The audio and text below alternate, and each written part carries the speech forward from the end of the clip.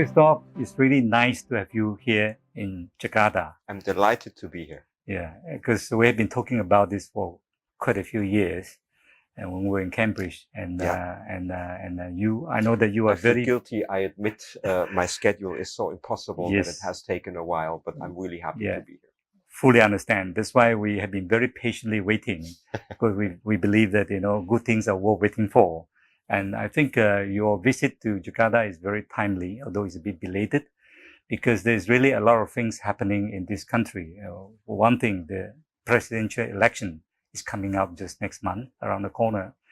And this is, of course, a very significant milestone in Indonesia history, where the new president is going to determine the future of this country, at least for the next 5 years.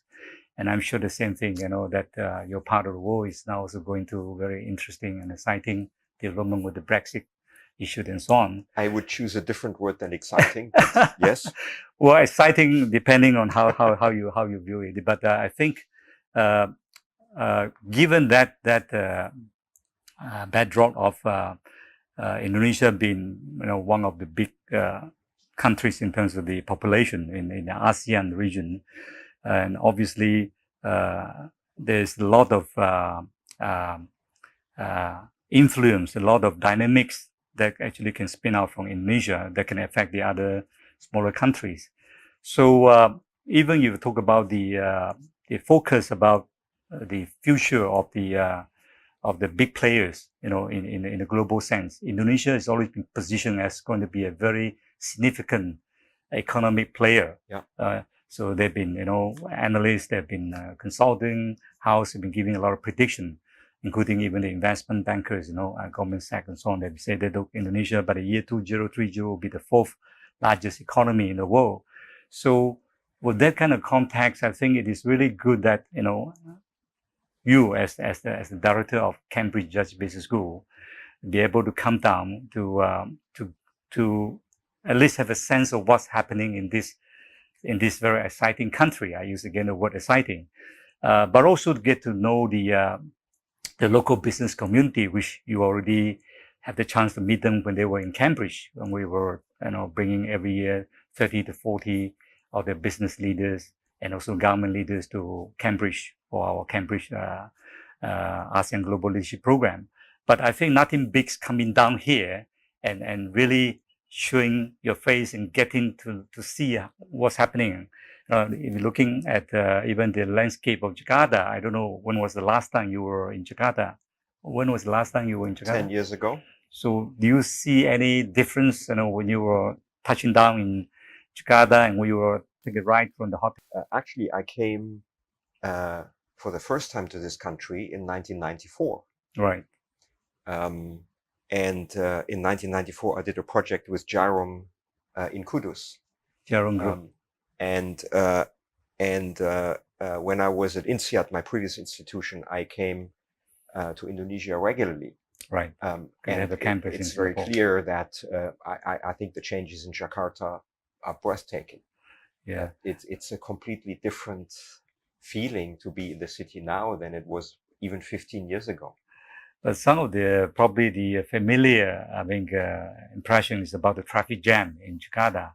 Has that thing been anything improvement? I think if at all, it's probably getting worse than it was 10 years ago. But it's getting worse in all big cities. That's true. That's right. Right. So yeah. I don't know whether you're aware that we are building the first MRT, mass rapid transit, which will be operational by the end of March. Mm-hmm. And this is a project which have been, it should be, 10 or 15 years ago when the other countries are building the It's a very MRT. significant project. So Jakarta is really very much behind in terms of the infrastructure development, which is why the President Jokowi is really focusing very much on infrastructure development, both on the land transport, the sea transport, and also air transport. So you see, they are building new airports. They are trying to upgrade the seaport facilities. I noticed the airport is new. Yes, it's brand new. I think about 2 years old, probably less than 2 years old. So the government is really focusing a lot on infrastructure development because they see that as part of the so-called basic infrastructure you need to provide to get the business going, to get the connectivity. Particularly Indonesia is is an island nation. There's 13,000 islands, not all are occupied, but the sea transport actually plays a very important role traditionally. But also now they're improving the airport facilities to really get the people to travel by air, not just by the sea. And land transport, of course, now they're building the Pan Indonesia highway, which is trying to link, some of the within the island like Java, and the roads are still not very good condition. So they are trying to improve and have better roads so that you can get people transport one place to another. So really, with all this very interesting and very exciting development happening in Indonesia, we very privileged that we have this ASEAN Global Leadership Programme that we launched with CJBS back in 2009. That was about 10 years ago. 10 years, yes. Yeah, and we launched our first edition of our AGLP with Cambridge Judge Business School. And again, we have now about, in total, about 450 AGLP alumni, out of which about 200, half of it are actually from Indonesia.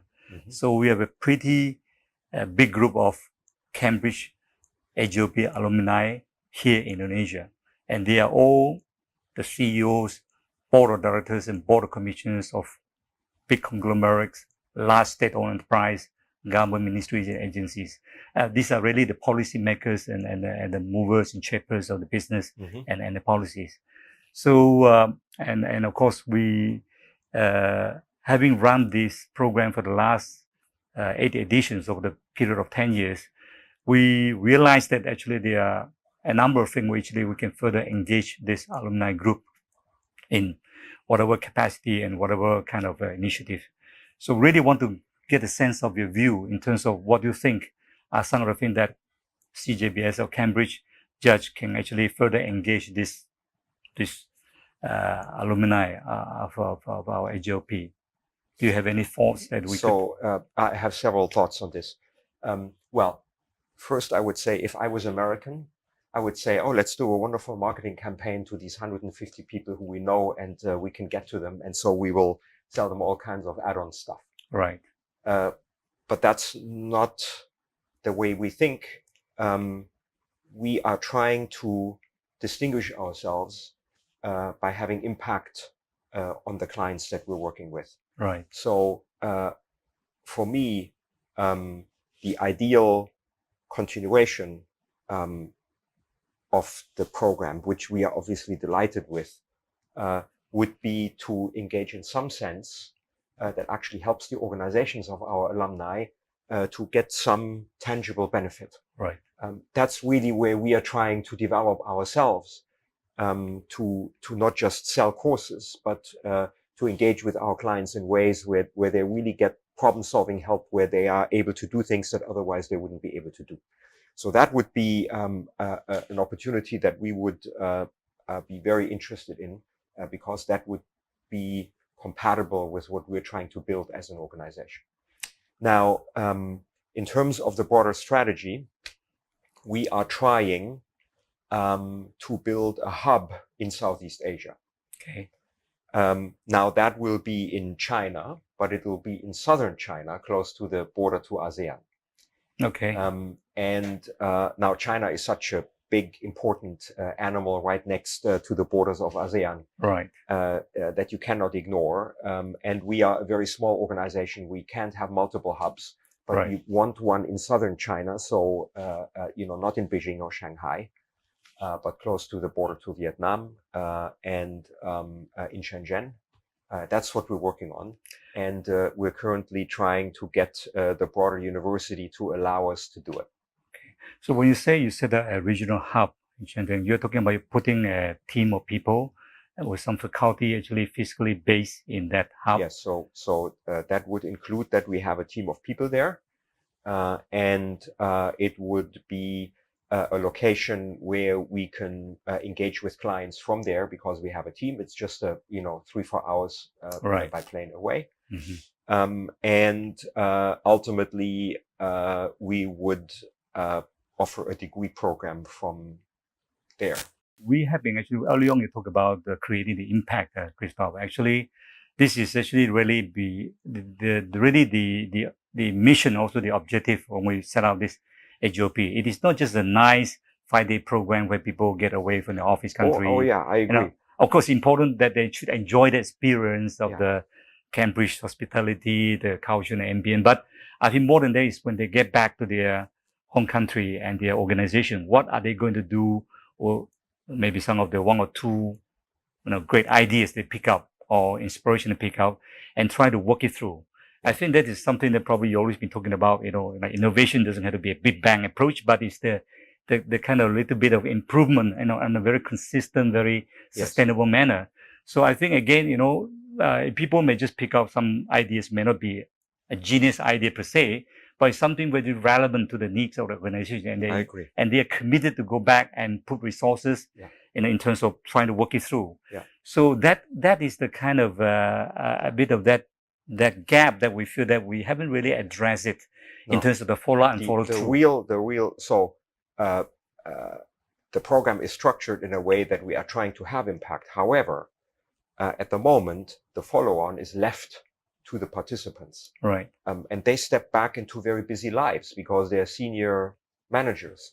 The next step would be to actually give some kind of support and help to have a tangible impact on their organizations in a structured way. And that is something that we haven't done so far. Yeah. In fact, that is really, in a way, it's a shame in a way, but I think it is something that is always at the back of our mind, that we wanted to have a really impactful project where a particular client, one of our alumni who are committed to really wanted to, at least even on a pilot kind of basis, to implement something on the ground. And it doesn't have to be a big bang kind of project, but it could be just small scale pilot in a division or in a department, in one of the subsidiaries. And if there's any tangible success, they can then replicate it and roll across the big organization. So we are trying to find that kind of ideal client who are willing to be to commit themselves to at least try it out, and rather than they get excited coming back, for a couple of weeks and months, and then to talk about it. After that, nothing happened. So I think we are now also trying to consciously look out on one or two of those willing clients, and then together with the business school partners like yourself, and then we can see how we can bring the resources from Cambridge down to the region, to the particular client organization. And we would be very happy to support something like that. Yeah, that is something definitely we wanted to make it happen, Christoph. So it's really finding that ideal organization and who is ready and who is committed and really feel that that is something that they want to do, because it's also not that we tell them that this is good. They themselves have to be convinced that this is something they themselves want to do. So I think that sometimes take a bit of how to put it. You have to give people time for people to have that kind of realization and also commitment. And our challenge, because we also have HR consulting business, so we are sometimes looking at our consulting clients who also happen to attend our AGLP program, so they get the benefit of being educated, in a more global sense, and see a more strategic picture ahead. But at the same time, also we know what are the needs of the organization, because we are consultant to them, so we know what are the pains that they're suffering. So it's question was try to find the right match of a program that can actually address some of those pains or some of those needs. So it's really something that we're working on. So the other thing also, Christoph, would be interested for a number of our alumni as well is, because if you look at the other business schools, your competitors, so to speak, they have got branch campus, right? You talk about INSEAD, your former employer, right? They have a campus in Singapore. Yes. And MIT, as you know, they already set up a branch campus in Kuala Lumpur. Yes. They call it Asia School of Business. And of course, and there's a lot of business school, particularly I think in the US, who will be coming down to do their so-called roadshow, right? Yes. They are very good in packaging and promoting. So that's right. Every, now and then you will have this business school from US coming down to do a lot of promotion roadshow. And one of the comment that we seem to get is that Cambridge is not doing enough of that, or you are not showing your presence felt in the region as much as they feel that it should be. Again, this, I think, is a different strategy and different modus operandi of different business schools. So whether you need to do what the Americans are doing, I think early on you make a very candid statement that if you are American, you probably do this singing, dance, sing and dance to entertain the crowd. But I think I'm not saying that is right or wrong. I'm just saying that there are a lot of these promotional activities going on in the region, Yes. and they are all pitching for for getting people to sign up for their MBA programs or their education programs. And we have been facing a lot of this competition in the market here. Yes. Because the clients are really spoiled for choice. They just got so many program offerings in the market, and sometimes clients got a bit confused and also a bit which one to choose, which is better than the other. And our take always is this, that depends on what you're looking for. What are your needs versus your wants, right? So you have to go through that needs assessment yourself and find out what really you want to get out of this program. So you have to be clear about your learning objectives, right? And then you can look for the right business school, the right program that can address your needs. So it is a little bit of that kind of educational kind of sometime process that we went through some of those potential participants of our AGLP, helping them to make a decision that our program is good. And of course, sometimes they will also ask us, what's so great about Cambridge, Judge Business School? What's the strengths of this business school? I go for that program in CJBS, how is this compared to the other business schools, let's say in UK, like Oxford, and like the SAI Business School, London Business School, London School of Economics. So they say, could you tell us what are the strengths, what are the unique kind of value proposition that Cambridge, can offer? So I thought that would probably be a good question to ask you as the director of Cambridge Business School. So, how do you think, or what do you think are some of the strengths? What differentiate your business school from the others? I would say two things. So first of all, I will not comment on our competitors. They're all very good. Yeah. And it is true that the clients are spoiled for choice. And one needs to admit it. I would say that we're emphasizing two things. One is multidisciplinarity. If you come to Cambridge, you can get world-class insights on management, but also on the technologies which are available, on philosophy, cultural studies, anthropology, and we can bring that together. Right. So multidisciplinarity is something that I would name. When we deliver programs abroad, then we try to bring some of that with us, even though that's a bit harder to organize. Right. The second strength that I would identify is practicality and applicability and impact. It is something where we are trying to structure our programs in a way that we're close to the client needs, and that the gulf between what you experience in a wonderful seminar and what you then have when you go back is as small as possible, even though you can really only bridge it if you do some project work afterwards. Right. So there is a general trend at the moment in top business schools that under the relentless pressure of publications in fundamental scientific journals, some business schools have retreated a bit into the ivory tower, and we're not doing that. We're trying to stay as close to practice as we can and generate in all of our activities outcomes which are relevant for application. Yeah. I think one of the very common critique sometimes about the faculty of the university or business school is that these are the pure academics or research kind of scientists, so to speak, but they haven't got the practical experience in the corporate world. For us or for business schools in general? I think it's not just for Cambridge, but it's a general comment. Because if you look at the faculty, even from our experience in the other business school, you have two groups of people who teach, do research, but also do consulting projects. So they can bring that practitioner experience into the classroom. Then you have a bunch of people who are actually just purely academic, just teaching and research, but they hardly go out to to really do consulting or actually work on a practical project. So sometimes they struggle a little bit with, with that, able to bridge the theories and practice, the concepts of the practice, because they can't talk through a case study or experience that they've gone through. So I think that was seemed to be one of the, I wouldn't say weakness, but one of the handicaps that some of our participants who are all very practical businessmen.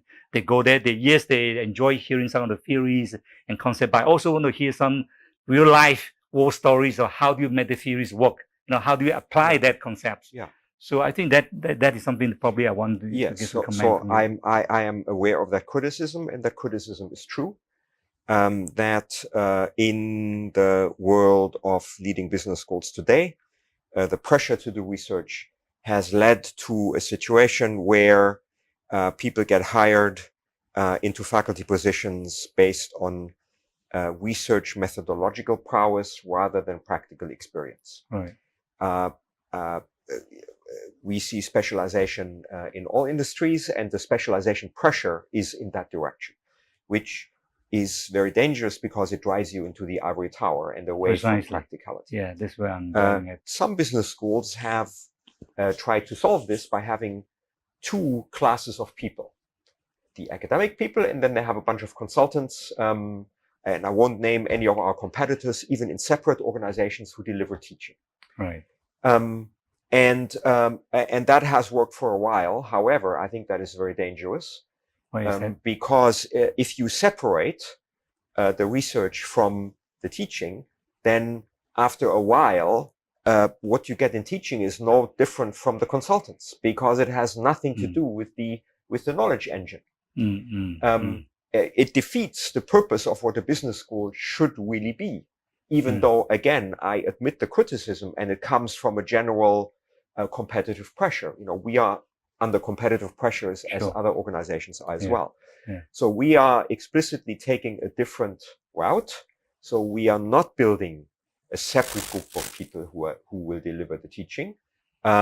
We are having people who we bring in relatively young with relatively little experience, but we make an explicit effort to get them exposed to real experiences. And we have actually changed our tenure system, our promotion system, in order to take into account that you cannot just write theoretical papers, that you also have to engage with practice in order to build a culture where people will move in a direction where they are really embracing both. And I think that's where the real value lies, because businesses do not benefit as much as is possible just from war stories from grizzled old practitioners who say, you have to do it like I did in my career, which is by no means clear.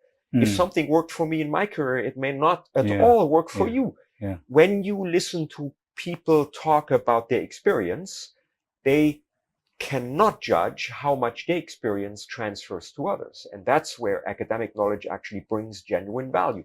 Yeah. What you want is a combination of the two, not a separation of the two. And that's something that we're trying to build. So as I'm sitting here and as we speak, I have one of my faculty who is doing a sabbatical in a company rather than going to another business school doing the same thing that he does in our organization. Even one of my young faculty, one of the, very young ones, spent a half a year in a company, and we are encouraging that, and we are supporting it.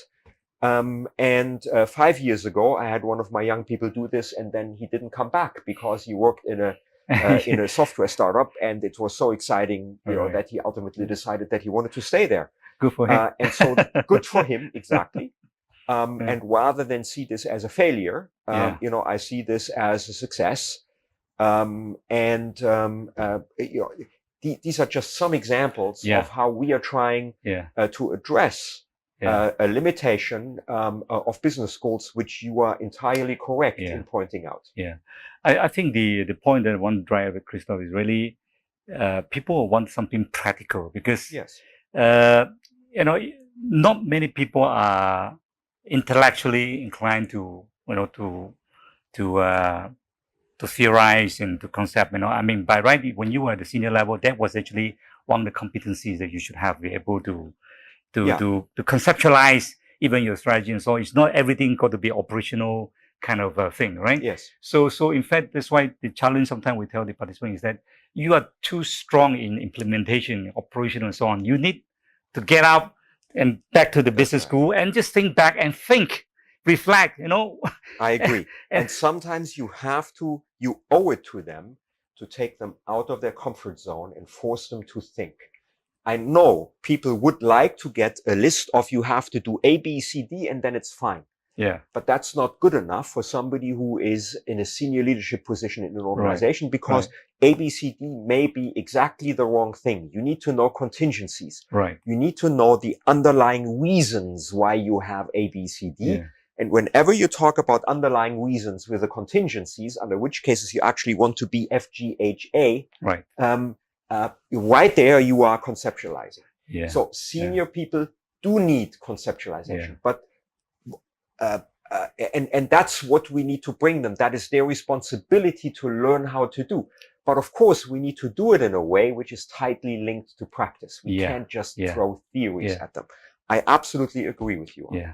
So I do always I think is a good balance of that theories and practical application. And I think at the end of the day, I think it's the participants who are at this senior level. I think they have gone through, the years of so-called the working experience to develop certain kind of mindset or capacity or capability. I think sometimes more often than not, the program that we have with the business school is just a 5-day program. We always say, please manage your expectation. This is not a mini MBA crash program or a skills-based program where you can roll to your sleeve and then you learn something, skill, and then you go back, you're becoming an expert in that area.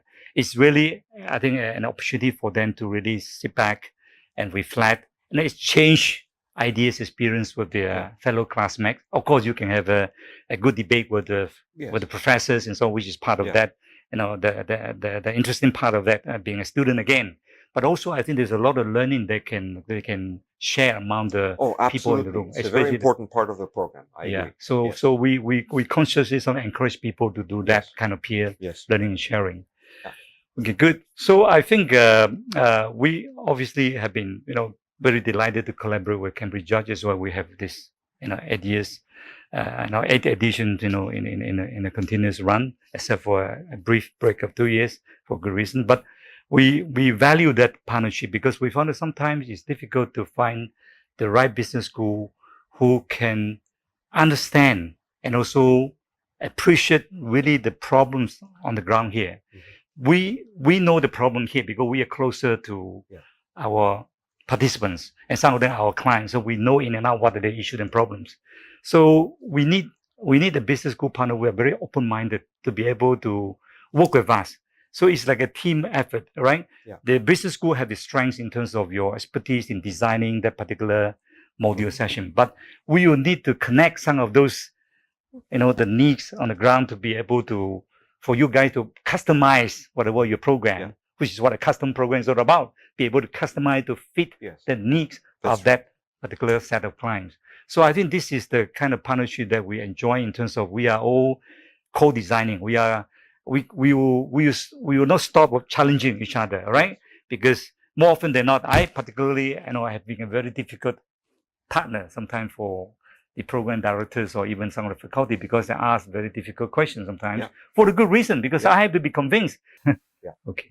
So I think then of course the other immediate challenge that comes to us is once you set a certain benchmark in terms of the quality, in terms of standard, you raise the expectations because people heard good things about it, so they come and expect a lot, and actually that is actually a good to me is a good problem because you want people to really be serious about wanting to invest the 5 days. So it's only fair that they have that expectation. But if you take it easy, just come to waste your time, then I think it's not really doing justice to the investment of the time and effort, but also not being fair to ask for putting a lot of effort. So sometimes we also want to find the right match of the students who are really committed to be a good student and during the 5 days. So I think that means that every time we have to raise the bar. So we have to raise the standard of the edition, every foreign edition. And this is something sometimes we have to tell your colleagues who are running the program that, the people who come have gone through the similar program in other business schools. So whether you like it or not, they will have some kind of intention to compare, right? It may not be fair because each business school have their own strengths and weaknesses, but they will have a certain minimal standard, all right, in terms of the quality of deliverable, in terms of your engagement with, how you respond to the questions and so on. So I think this is something that we've been struggling for the last 10 years, Christoph, how to raise the bar. So in the case of the program that we run, Cambridge, we run 8 editions. Every edition, we had to push your colleagues to say, you have to do better than this. You have to take the feedback from the previous group and improvise on it. But also we want to bring in new things into that program to make it even more interesting, right? So I think, there's a lot of that push and pull sometimes going on, between us and the partners. But the fact is, as I say, we continue 8th edition means that partnership has worked well for our mutual benefit. And of course, ultimately, we're looking at the participants as the ultimate kind of objective, how to satisfy their needs and how to help them to really enjoy that learning experience. Absolutely. So it's not so much I feel good about it or you feel good about it, but our participants have to really feel good about it. So that's really the challenge, for us on the ground. Yeah. Absolutely. Okay, perhaps maybe as a last word, Ming, you probably, maybe I think it's only fair to ask you, do you have any last word of advice maybe for the alumni or students or whatever the leaders who are, they are all very senior people, both in the private and public sector. Do you have any sort of friendly advice or something, as in your capacity as the director of Cambridge Judge Business School, who has been our partner for the 8 editions of AGLP? Do you have any message you want to convey or anything that you think, observation that you want to share, something like that? Yes.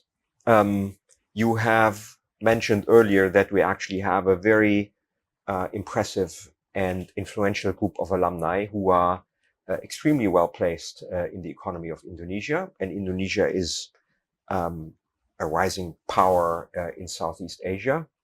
And I think we are now in a situation where business people across the world need to step up. I think we are seeing across the world a crisis or even a breakdown of political systems. You are seeing concern in China over the policies of President Xi. You are seeing grave concerns in Europe, with Brexit, but also what's happening in Eastern Europe. Grave concerns with the relationship between Russia and its environment.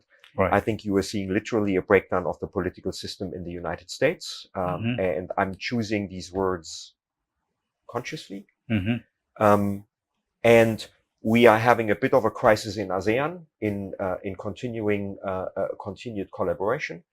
And I think it would be catastrophic if an organization like ASEAN breaks down. And I think business people need to step up. Business people need to move beyond. I'm just looking out for what I can get away with. And even if the larger system breaks down, that's not my problem as long as I do well. Right. We can no longer leave it to the political systems because at the moment they're showing that they cannot cope with the challenges that we're facing. Right. And I think a group like the group of our alumni is a group where influential people can get together and raise their voice to do better than we're doing now. The world needs it. And I think businesses need to step into the breach to an extent which we maybe haven't seen in the last 50 years. So that would be my message. That's it. Right. Thank you, Christoph. Okay. Right. Thank you. Right.